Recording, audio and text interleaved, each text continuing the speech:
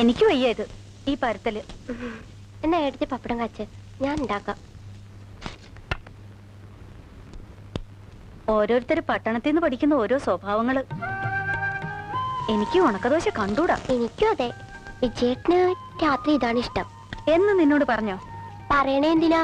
എല്ലാ കാര്യങ്ങളും ആളുകൾ പറഞ്ഞിട്ടാ മനസ്സിലാക്കണേ.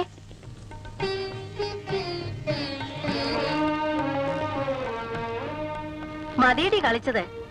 ആരെങ്കിലും കണ്ടാ നാണക്കേട്. പ്രായമായ ഒരു പ്രായത് എന്റെ കുറ്റാ. എന്റെ വീട്ടുമുറ്റത്തല്ലേ ഞാൻ കളിക്കണേ. ഈ അച്ഛമ്മയുടെ ഒരു കുശുമ്പ്. അച്ഛനും ചെറിയച്ഛനും ഒക്കെ ഉള്ളപ്പോ എന്റെ കൂടി കളിക്കുന്നതോ? അമ്മേ, കുഞ്ഞമ്മാമ എന്തിയെ? ആവോ, കുറച്ചു മുമ്പ് ഇവിടെ ഇരിക്കണ കണ്ടു. എന്തേ? വെളിച്ചെണ്ണ തീർന്നു, ഇത്തിരി വെളിച്ചെണ്ണ വാങ്ങാൻ. ഓ, ഇവിടുത്തെ വെളിച്ചെണ്ണയുടെ ഒരു ചെലവ്. എല്ലാരും കുടിക്കാന്നാ തോന്നണേ.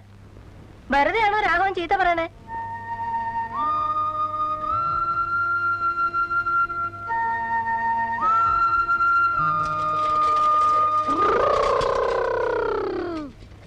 അച്ഛമ്മേ, ചെറിയച്ഛൻ.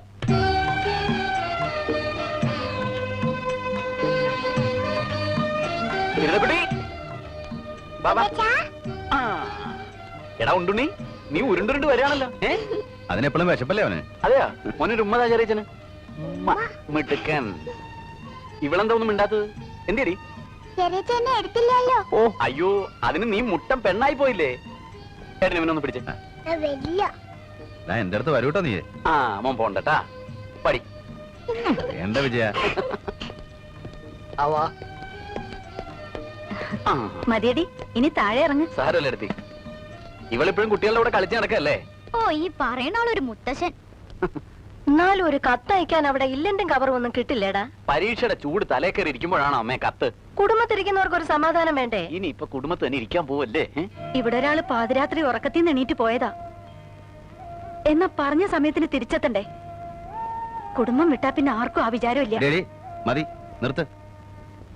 കുടുംബത്തിന്റെ വിചാരം എന്താണല്ലോ 10 രൂപ കൊല്ലായിട്ട് കഴുതിയെ പോലെ ഭാരം വലിക്കണേ.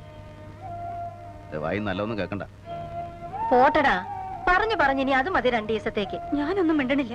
മിണ്ടിയ കുറ്റം.